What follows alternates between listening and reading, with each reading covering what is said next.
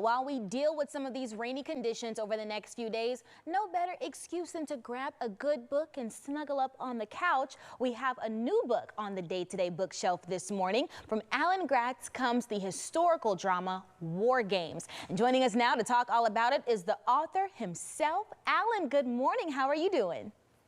Hey, good morning, Mariah. I'm doing great.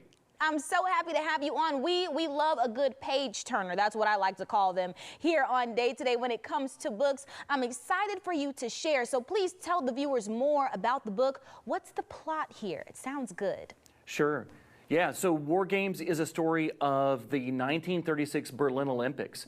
So this is very famously the Olympics where Jesse Owens won 4 gold medals. It's the Olympics where the boys in the boat were underdog gold medal winners in the rowing competition. So it's a very famous moment in history.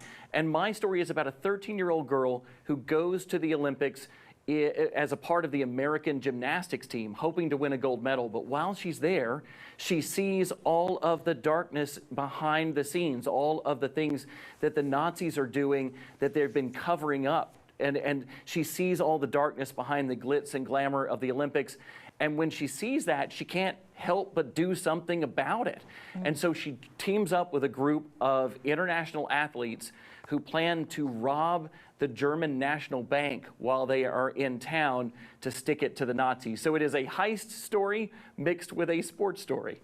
Do you see the way my mouth was just open, just hearing you share all of those details? Look, we have a copy right here. Thank you so much for sending this in, by the way. I mean, let me tell you, if that right there didn't get you guys at home interested in reading this book, let me tell you, the book itself will. It seems like a very easy read, such a good plot there. And like you said, a nice, good heist story. We like to see some good action and something to keep you guessing along the way. So I'm excited about this. What would you say was your favorite part about writing this novel?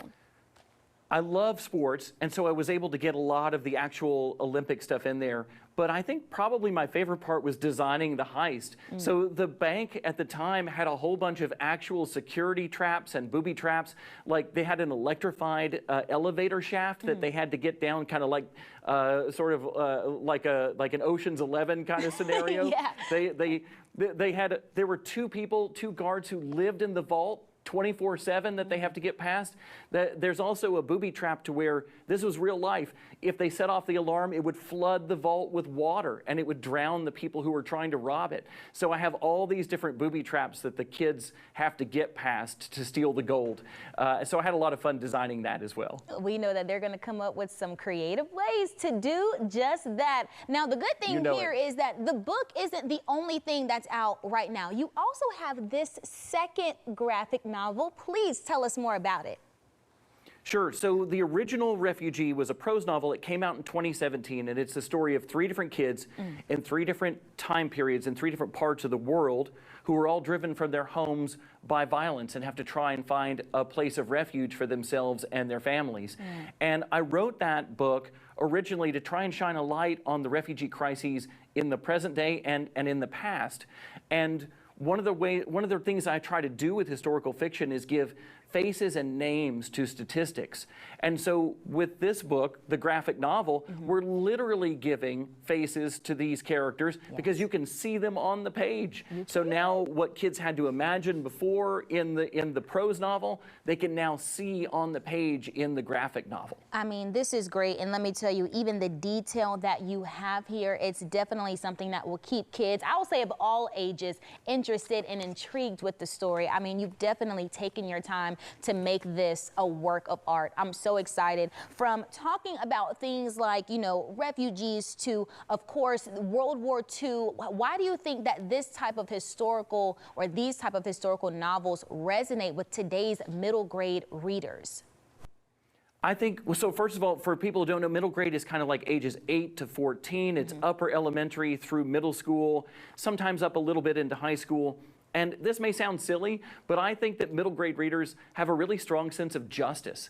I think that they know right from wrong, and they get really bent out of shape when they see somebody doing something wrong and getting away with it. They want them to get in trouble for it, right? Yes. And so I think World War II is that all over, right? World War II is the Nazis, super evil, like fascist government, and the democratic countries of the world coming together to try and stop them. It's good versus evil. And I think that really resonates with a lot of young readers. I think that's why World War II books are so huge for this age group. Yeah, and I will speak from personal experience. Middle school is that time where you start to learn about a lot of those historical wars and elements that really shaped history, right? So you get a better understanding, but to then also take it to another level and be able to read a novel or an interesting story around that, it can also just give you a different perspective as well. So you hit it spot on there as well.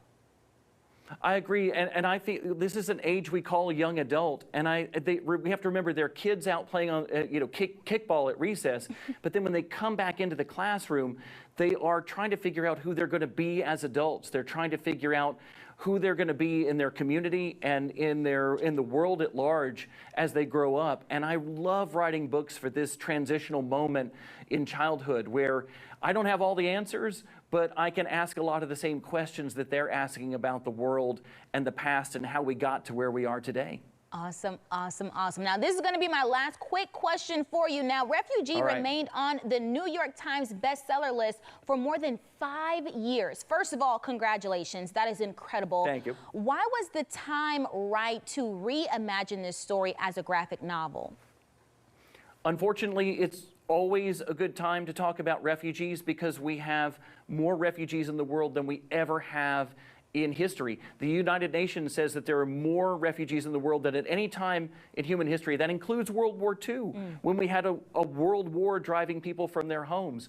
So I think it's really important to talk about the refugee crises in the world so that kids can think about how they want to respond to that when they grow up and become adults. Awesome. Thank you so much. Of course, not just for the refugee, but also for War Games. Where can folks go to grab a copy? Anywhere good books are sold, as they say, online or in person. Check out your local independent bookstore if you can. Awesome. Everybody, you already know we have the links available for you on our As Seen on Day to Day page. Alan, it was a pleasure. Thank you so much for sharing with us this morning. Thank you, Mariah.